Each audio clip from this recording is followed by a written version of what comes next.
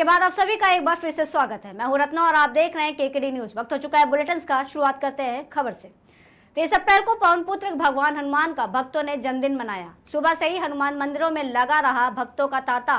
लड्डू, पान, बताशा, नारियल, तुलसी से पूजा और आरती कर हनुमान जी को खुश किया गया। शंकर नगर हनुमान मंदिर में भक्तों की लगी भीड़।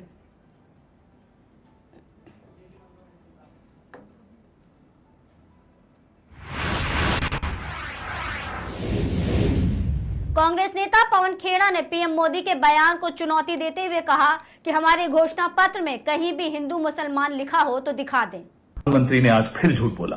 एक चुनाव जीतने के लिए आप झूठ पे झूठ परोसते चले जाओगे जनता को। चलिए, आपकी गारंटियां झूठी, आपके जुमले झूठे, आपके वादे झूठे। आप देश को हिंदू मुसलमान के नाम पर आप झूठ परोस कर बांट रहे हैं। कांग्रेस के मैनिफेस्टो में कहीं भी, मैं ये चुनौती करता हूं प्रधानमंत्री को, कहीं मुसलमान या हिंदू कोई इस तरह का शब्द हो तो हमें बताएं और ये चुनौती स्वीकार करें, नहीं तो झूठ बोलना बंद करें। कांग्रेस के मैनिफेस्टो में न्याय की बात की है। न्याय नौजवानों के साथ, न्याय महिलाओं के साथ, न्याय आदिवासियों के साथ, न्याय श्रमिकों के साथ। उसमें प्रधानमंत्री को आपत्ति है। आपत्ति हो भी क्यों ना, ये हमारा न्याय पत्र प्रधानमंत्री को आईना दिखाता है और उनके 10 साल के कृत्य दिखाता है। ये पूरे 10 साल इन्होंने हिंदू मुसलमान करके खत्म कर दिए और आप फिर से चुनाव में आए हैं हिंदू मुसलमान लेकर। शर्म आनी चाहिए प्रधानमंत्री को। झूठ बोलने में भी शर्म आनी चाहिए और इस तरह से देश को बांटने में भी शर्म आनी चाहिए। और मैं फिर से चुनौती देता हूं, हमारा मैनिफेस्टो, प्रधानमंत्री जी आपको धन्यवाद। आपके ये झूठ की वजह से लोग हमारा मैनिफेस्टो पढ़ रहे हैं और आपके झूठ को भी वो उसी में ढूंढ रहे हैं कि कहां लिखा हुआ है हिंदू, कहां लिखा हुआ है मुसलमान। इस तरह के शब्द हमारे मैनिफेस्टो में नहीं है। ये आपकी इस हल्की मानसिकता में ये शब्द होते हैं। इस तरह के जो बंटवारे की बात होती है वो आपके दिमाग में होती है, आपके जहन में होती है। हमारे न मैनिफेस्टो में है, न हमारे संविधान में है, न हमारे दिमाग में है, न इस समाज में है। सिर्फ और सिर्फ आपकी हल्की मानसिकता में है और कहीं नहीं है। झूठ बोलना बंद करिए प्रधानमंत्री जी। अब 1.5 महीना बचा है, जाइए, रिटायर हो जाइए और बाइज्जत रिटायर हो जाइए। कम से कम झूठ आपको शोभा नहीं देता। इस कुर्सी पर आपसे पहले बहुत ही पढ़े लिखे महानुभाव बैठे हैं।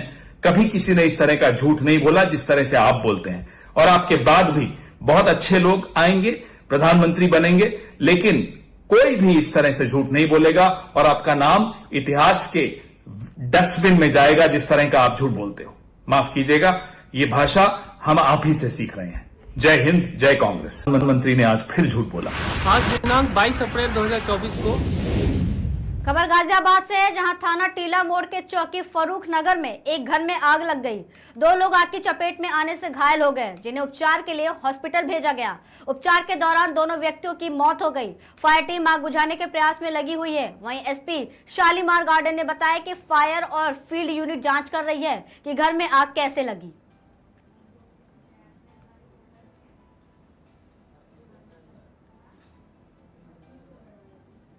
आज दिनांक 22 अप्रैल 2024 को थाना टीला मोड़ क्षेत्र स्थित फरूख नगर से एक सूचना प्राप्त होती है कि एक मकान में आग लग गई है, जिसमें 2 व्यक्ति फंसे हुए हैं।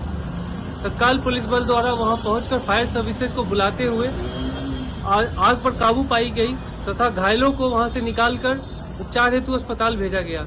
उपचार के दौरान अस्पताल में उनकी मृत्यु हो गई है तथा आग लगने के कारणों का फील्ड यूनिट तथा फायर सर्विसेज की मदद से कारणों का पता लगाया जा रहा है। आवश्यक विधिक कार्यवाही प्रचलित है।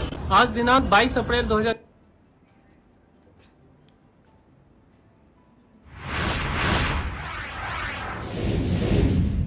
आयुर्वेदिक की आड़ में नशा युक्त गोली की हेराफेरी करने वाले अभियुक्त के पास से नशा युक्त गोली, जिसकी कीमत 6,65,600 रुपए है, उसे एसओजी ने कब्जे में लिया। सूचना अंतर्गत एसओजी की टीम अलग अलग इलाके में गश्त लगा रही थी।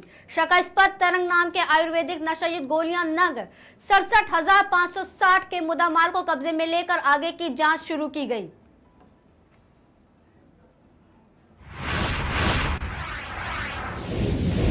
खबर बांदा से है, जहां मरौली बालू खदान खंड संख्या 5 में हैवी पोकलैंड मशीनें गरज रही हैं। बालू माफिया संजीव गुप्ता के आगे खनिज विभाग नतमस्तक है। बालू माफिया संजीव गुप्ता दिन रात अवैध खनन कर रहा है। मरौली खंड संख्या 5 में धड़ल्ले से एनआर और ओवरलोडिंग का खेल चल रहा है। खनन माफिया संजीव गुप्ता पर जिला प्रशासन मेहरबान है। बउआ, ये कौन सी खदान चल रही है? मरौली चल रही है। क्या मशीनें वगैरह सब चल रही हैं पानी में? चल रही है। कितनी मशीनें चल रही हैं? 5-6 चल रही है। 5-6 मशीनें चल रही हैं। पानी से निकालते हैं? हाँ, 2 मशीनें पानी से निकालती हैं। अच्छा, ओवरलोड सब चला रहे हैं? सब ट्रक पूरे फुल हैं ऊपर तक? हाँ, ऊपर तक कर रहे हैं। बउआ, ये कौन सी खदान चल रही?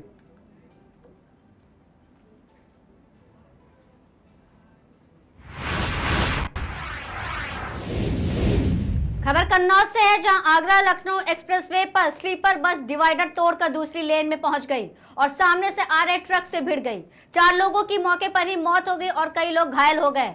माना जा रहा है कि हादसा सुबह 5 बजे नींद की झपकी आने से हुई होगी।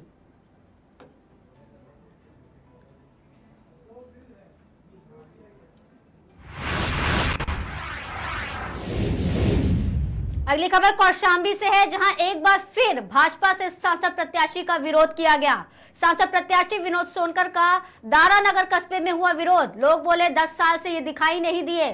सैयद अंसारी पठान बोलकर लोग करते थे कमेंट, इसीलिए सांसद विनोद सोनकर भाषण देते हुए कई बार रुके।